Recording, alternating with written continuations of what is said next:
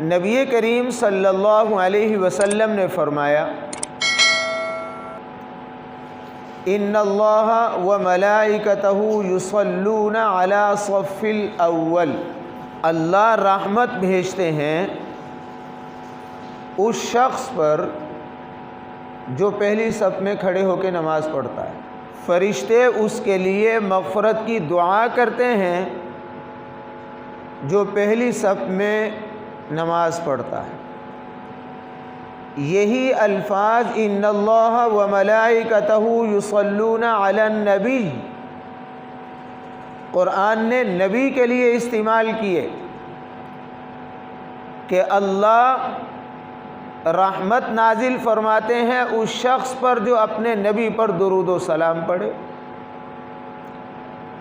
فرشتے نبی کے درجات کے بلند ہونے کی دعا کرتے ہیں۔ یہی الفاظ حضرت محمد صلی اللہ علیہ وسلم نے اس شخص کے لیے استعمال کیے جو پہلی صف میں کھڑے ہو کے نماز پڑھتا ہے۔ معلوم ہوتا ہے کہ پہلی صف میں نماز پڑھنے والے کا مقام بہت زیادہ ہے۔ نبی کریم صلی اللہ علیہ وسلم نے ارشاد فرمایا اگر تمہیں پتہ چل جائے کہ پہلی صف میں کھڑے ہو کے نماز پڑھنے کا اجر کتنا ہے تو تم سارے پہلی صف میں پہنچنے کی تمنا کرو، اور پہلی صف میں جگہ کم پڑ جائے تم پہلی صف میں نماز پڑھنے کے بارے میں جھگڑا کرنے لگ جاؤ، اور پھر تمہارے اندر فیصلہ پرچیاں ڈال کے کرنا پڑے کہ جس کا نام نکلے وہ پہلی صف میں اور جس کا نام نہ نکلے وہ دوسری صف میں، تو حضور فرما رہے ہیں پہلی صف میں نماز پڑھنے کا ثواب اتنا زیادہ ہے کہ اگر تم پر ظاہر ہو جائے تو تم پہلی صف میں آنے کے لیے لڑنے جھگڑنے لگ جاؤ۔ اس حدیث نے بھی بتایا کہ پہلی صف کا مقام بہت ہے۔ نبی کریم صلی اللہ علیہ وسلم ہی ارشاد فرماتے ہیں کہ میں نمازیوں کے لیے دعا کرتا ہوں،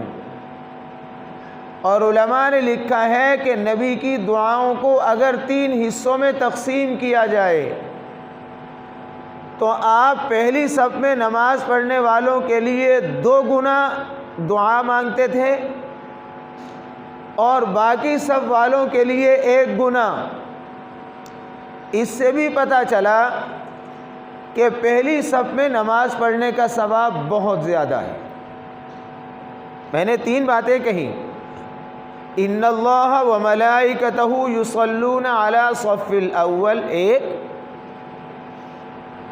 قرعہ ڈال کے پہلی صف کا انتخاب ہونے لگے، 2 کہ حضور اکرم صلی اللہ علیہ وسلم کی دعاؤں کے 3 حصوں میں سے 2 حصے پہلی صف میں نماز پڑھنے والوں کے لیے، اور باقی 20 صفیں ہوں، 30 ہوں، 40 ہوں، 100 ہوں، 50 ہوں، ان کے لیے 1 حصہ۔ اس حدیث سے بھی پتہ چلا کہ پہلی صف کا مقام اور مرتبہ کیا ہے۔ لیکن اللہ کے نبی صلی اللہ علیہ وسلم فرما رہے ہیں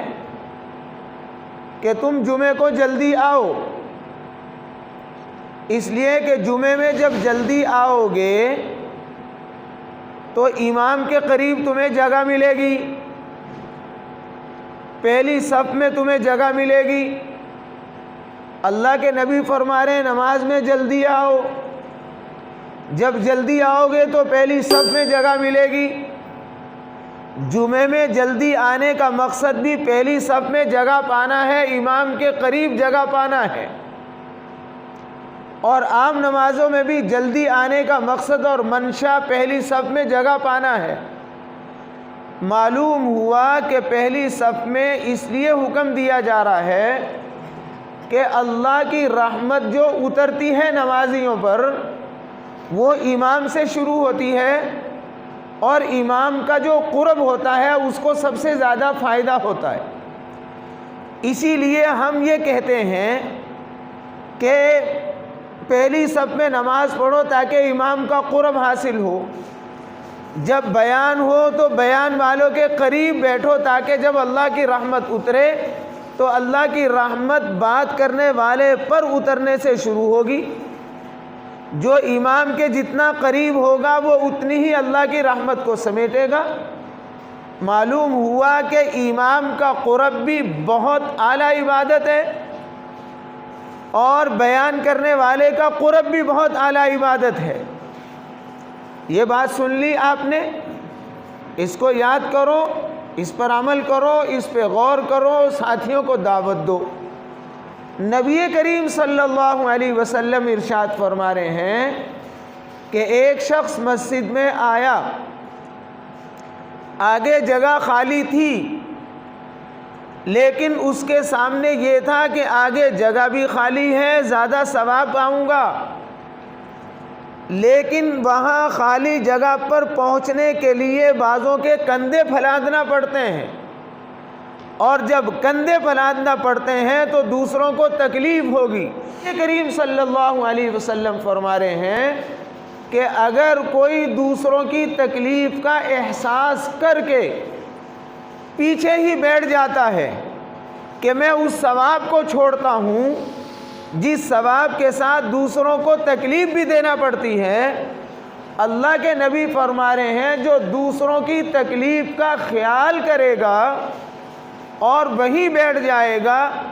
اللہ اس کو اگلی صف میں بیٹھنے والے سے زیادہ 2 گنا ثواب عطا فرمائے۔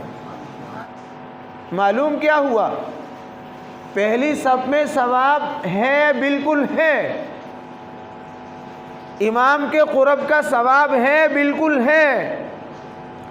پہلی صف پر اللہ کی رحمت زیادہ نازل ہوتی ہے،